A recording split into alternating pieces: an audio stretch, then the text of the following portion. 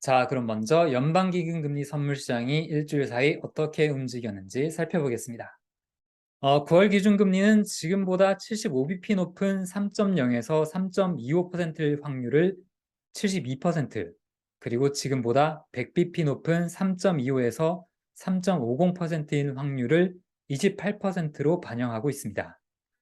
주목할 것은 일주일 전만 해도 50bp 인상 가능성이 20%를 웃돌았지만 지금은 0%로 사라졌고, 가능성 제로였던 100bp 인상 가능성이 20% 넘게 확대된 점이겠죠. 올해 12월 연말 전망치도 살펴보겠습니다. 기준금리가 지금보다 175bp 높을 확률과 지금보다 200bp가 높을 확률을 각각 40% 내외로 비슷하게 반영하고 있습니다. 일주일 전만 해도 거의 0%에 가깝던 시나리오였습니다. 일주일 전에는 기준금리가 지금보다 150bp 높을 확률을 84%로 크게 보고 있었는데, 이런 가능성은 현재 10% 밑으로 급감했습니다. 결론적으로 매파 성향의 전망이 일주일 사이에 크게 늘어났다는 건데요. 그러면 가장 중요하게 작용한 배경 원인은 무엇일까요? 아시다시피 8월 CPI, 소비자 물가 지수였습니다. 사실 지난주와 시장 움직임의 속성은 동일합니다. 연준이 선제적 안내, 포워드 가이던스를 포기한 이후 지표 하나하나에 일희일비하는 변동성 장세가 이어지고 있는 건데요. 8월 CPI에 충격이 컸던 것은 시장이 지표 발표에 앞서서 너무 희망 섞인 기대를 선반영했기 때문입니다. 주초만 해도 연준이 9월까지 세 차례 연속 75bp 인상할 것이라고 예상은 하면서도 CPI는 완화될 것이다라는 기대를 크게 끌어올렸는데요. 연준이 이번 CPI를 계기로 더 이상 긴축 공포를 불러일으킬 메시지를 내놓지 않을 것이라는 기대, 즉 매파적 성향이 정점을 지났을 것이라는 기대가 크게 지배했었습니다. 그 덕에 주초반 달러 지수가 최근 2주 만에 최저치로 떨어졌고, 주식시장도 월요일 하루 주요 지수가 1% 내외로 크게 올랐습니다. 작용이 크면 그 반작용도 큰 법이죠. 8월 CPI는 시장의 기대를 크게 저버렸습니다. 그럼 지표 내용을 한번 살펴보겠습니다.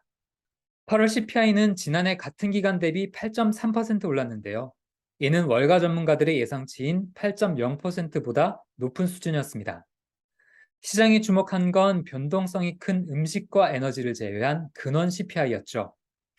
근원 CPI는 전년 동기 대비 6.3% 올라 예상치 6.0%보다 크게 올랐습니다.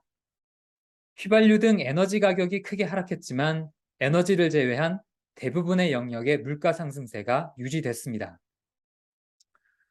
이번 물가 지표에 대한 내용을 조금 더 깊게 살펴보겠습니다. 사실 이번 CPI에 대한 낙관론이 커졌던 것은 유가 하락이 이어졌기 때문인데요.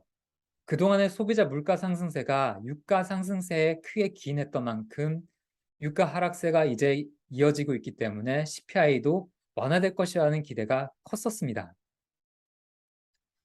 그런데 뚜껑을 열어보니 문제는 유가가 아니었습니다. 8월 물가를 견인한 것은 식품 가격과 주택 임대료, 신차 가격, 의료 서비스 등이었는데요. 신차 가격과 의료 서비스 가격은 전년 대비 0.8%씩 올랐고요. CPI에서 가중치 3분의 1 이상을 차지하는 주거 비용도 크게 뛰었습니다. 투자 전문지 배런스는 이번 물가 발표에 대해 투자자들은 스티키, 즉 비탄력적인 인플레이션이라는 말에 익숙해져야 한다라고 진단했습니다. 가격이 상대적으로 느리게 변하는 경향이 있는 인플레이션을 뜻합니다. 클린블랜드 연방준비은행은 이런 비탄력적인 인플레이션을 추적하기 위해서 중앙값 CPI라는 것을 발표하는데요.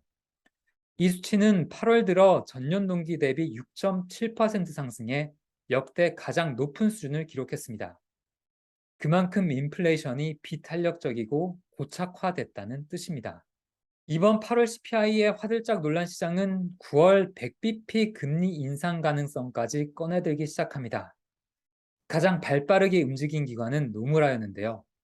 노무라는 군원 상품 및 서비스 인플레이션이 광범위하게 강세를 보였다며 이는 연속적인 인플레이션의 추가 상승세가 현실화될 수 있다는 점을 시사한다고 평가했습니다. 노무라는 9월 100bp 기준금리 인상 가능성을 포함해 금리 최종 수준이 4.5에서 4.75%가 될 것이다라고 추정했습니다. 지금보다 무려 225bp가 높은 수준인데요. 핌코와 제프리스 같은 기관들도 최종 기준금리 수준이 4.5%가 될 수 있다고 기존 전망치를 수정했습니다. 제프리스는 8월 CPI가 향후 연준 기준금리 인상에 있어서 게임 체인저가 될 것이다 라고까지 평가했습니다.